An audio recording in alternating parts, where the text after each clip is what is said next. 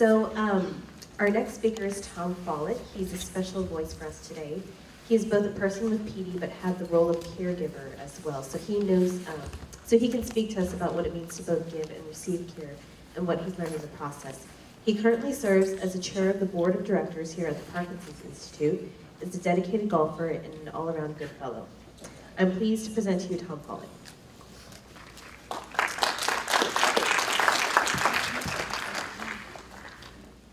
Well, it's nice to be here today. Good to see everybody. Good crowd. We're happy to have these events here at the Institute. I'm going to speak from a very personal point of view.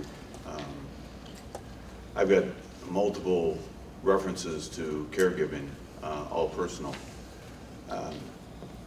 I've had PD for, I guess, 11 years, and I consider myself fortunate that I'm still in pretty good shape.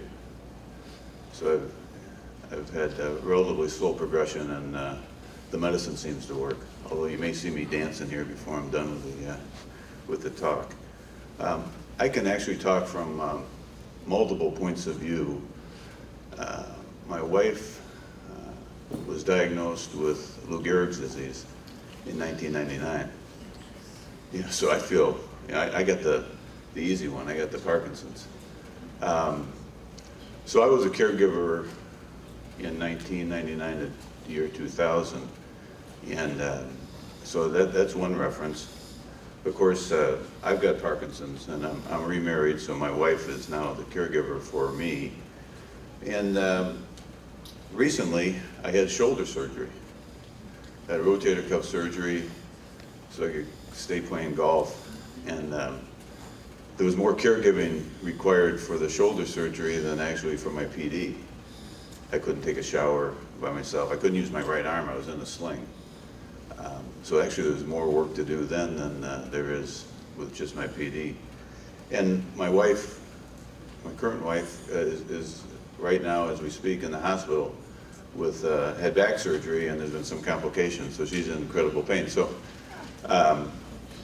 like I've said before, I know more about neurological diseases than I ever cared to, and now I'm knowing more about caregiving than I ever cared to as well. But to me, caregiving is a labor of love. You do it because you love the person. And a lot of times it's not easy to do. But at the end of the day, that's your role. It's your responsibility if you're the caregiver. The person that you're caring for relies on you as a caregiver. And so for those two reasons, really we don't have a choice. I've always thought that you know, life is not always fair.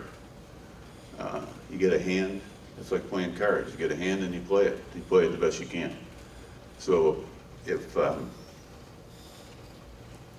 it's your turn to be the caregiver, then you do it. And that's not always easy. There's a couple of situations really at two extremes. I think of the Wiedemeyers. I don't know if anybody knows the Charlie Wiedemeyer story, the coach from Los Gatos that had Lou Gehrig's disease.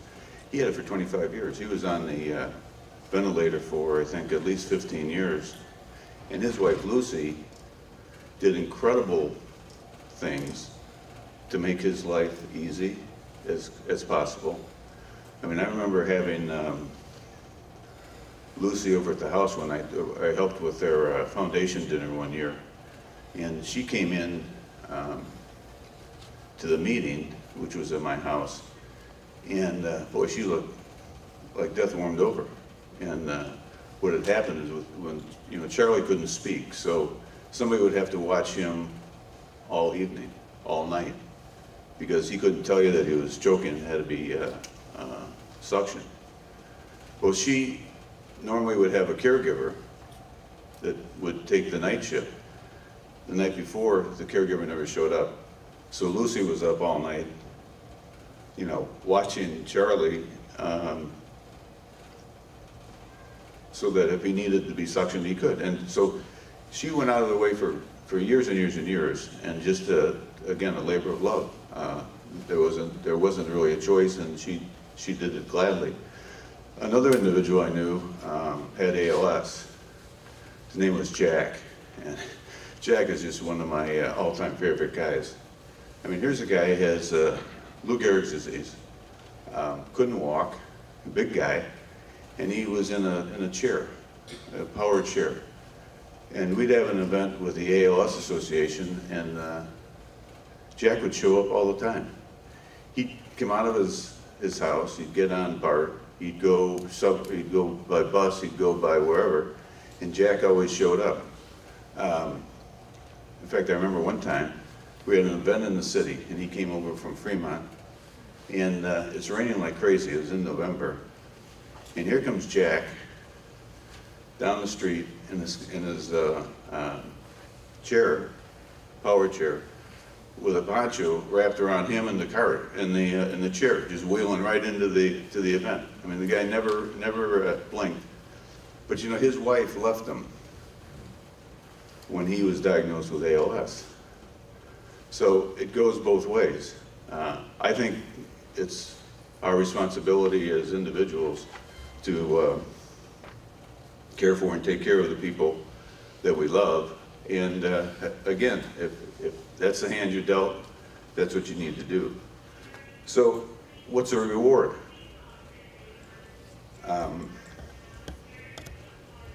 To me, it makes you feel good. When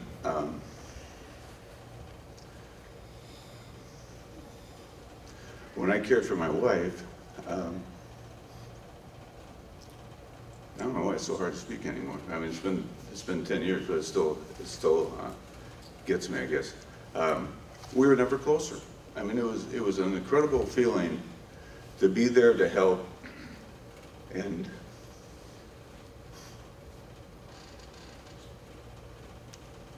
to make her life better and more comfortable.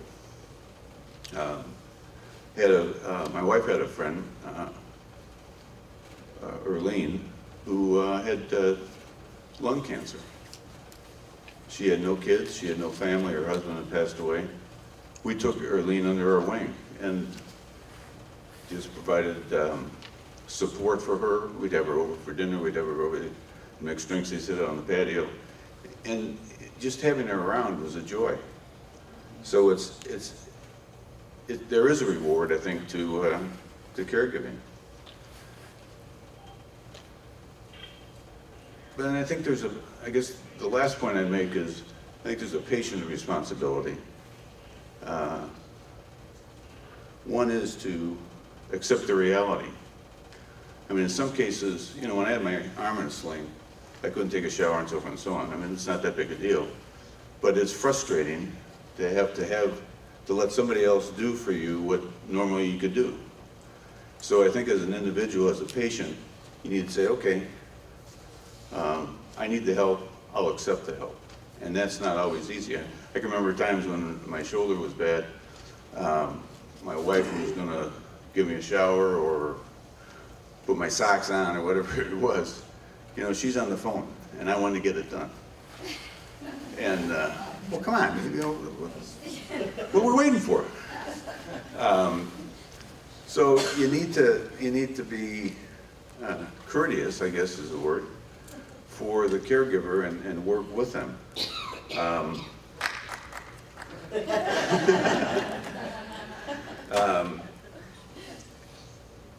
You know, and you have to be respectful, I think, too, of the caregivers, because they're giving up time. They're giving up the things that they'd rather be doing. Last night I was over at the hospital. My wife was in some pain, and so I went over to stay overnight, and I'm thinking, well, I'll just go to sleep on the bed they have there, and it's a fold-out chair. And so I get in the bed, and all of a sudden, Tom! So I get up and go over, what? She said, is somebody giving food and water to the dog? We don't have a dog. But she had one 25 years ago. But So I got up, no, okay, so it's good, it's fine, everything's fine. But, so I go get back in bed, and then you get back up. Tom, and so I go back over and, oh, it hurts. So I kind of rub her leg, and I was in and out of bed about 4 times. Finally, I just kind of laid across the bed and said, okay, I'm here until she goes to sleep. And finally she did, and it worked out. I think the other thing I'd suggest is to accept help from others, because usually friends and family will always be there to help. And sometimes there's a reluctance, I think, to accept the help that people want to give. And again, they want to give the help, you need the help, it makes them feel good to give that help. So it's kind of a win-win situation. I know when my wife Anita had ALS, we had a friend who set up a program that helped manage the things that people wanted to do. I mean, there was a book written, and I can't tell you the book, but it was a program where they had a captain every week that dealt directly with the family. And so there was always one single point of contact, and so the family would say, we need, dinners Tuesday and Thursday nights would be great, and shopping for this and so forth, and cut the grass, do whatever it is, and that one person would then find the people to do it. So it was just one contact with the family, and it made it very easy. People were updated through common emails and so forth. So I'd look for ways to simplify the process. But again, it's a mindset, it's a point of view, and it's just kind of, it's accepting the reality and feeling good about the positive things that you do. Any questions? I'll be happy to take questions. How's your golfing? Pardon me? How's your golfing? It's always improving. And there's going to be one day that I break 80, but I haven't found it yet. And the frustration right now is I was approved to play golf last Tuesday. I went back to the doctor after 18 weeks of having the surgery and therapy. And then my wife was operated on Wednesday. And since then, I played 3 times, 3 9-hole days, and that was stretching it. So it's getting better. What kind of basic training that you need to be a caretaker? I never had any. Well, you do what you need to do. I mean, my wife right now, buttons my shirt. When I had my shoulder surgery, she'd give me a shower. I mean, I had my arm in a sling, I couldn't use my right arm. So she'd give me a shower, she'd get me dressed. So, everybody's taken a shower before, so you know how to do that. There's probably things that you need to find out. I mean, things like medicine and keeping schedules and so forth. I can't think of anything that I did relative to training, because most of it is common sense and just doing things to help the individual be comfortable, from my point of view or from my experience. What I learned is sometimes you have to wake the patient up, and if you're not careful, you might injure the patient. Right.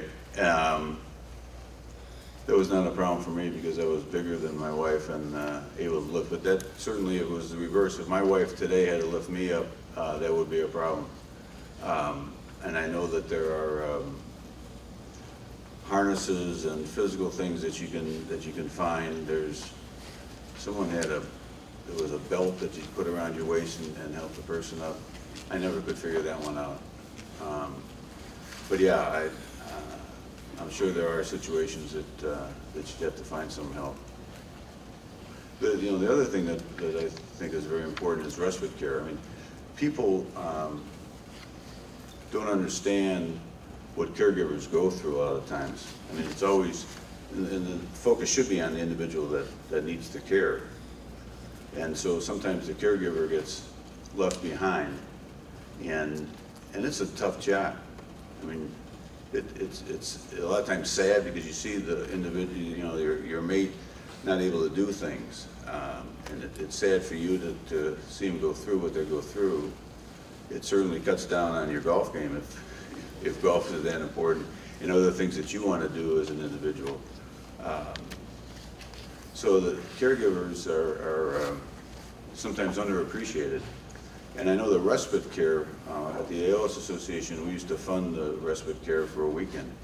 And those were well received and very well utilized to get away from the situation. When I was giving care for my wife Anita, we would have a friend come in once a week, and I would go to Los Angeles on a project I was working on. So just being able to maintain that opportunity to be outside of the situation was, I found to be very helpful. I mean, you certainly can't abandon the individual, and that's not the intent.